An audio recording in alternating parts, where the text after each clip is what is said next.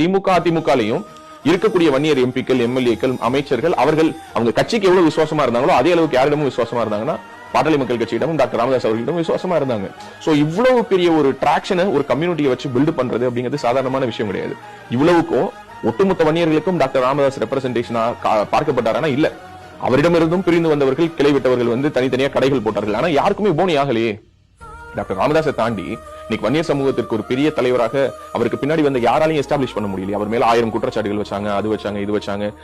கட்சியினுடைய அல்லது சங்கத்தினுடைய நிறுவனங்களை தன்னுடைய சொந்த குடும்ப நிறுவனமாவே மாத்திட்டாரு. அது இதுன்னு 1000 குற்றச்சாட்டுகள் வச்சாலும் இன்னைக்கு அந்த சமூகத்திற்கென்ற ஒரு குரலாக வேற யார் ஒழிச்சிருக்கா? இதுல ரொம்ப முக்கியமான விஷயம் என்னன்னா, அதை தாண்டி, அதாவது கம்யூனிட்டியை தாண்டி அவர் ஒட்டுமொத்த சமூகத்திற்கும் பேசின வார்த்தைகள் இருக்குல்ல, அது எல்லாமே அவர் பண்ண இந்த ஒர்க்னால அது ஷேடோ ஆயிடுச்சு.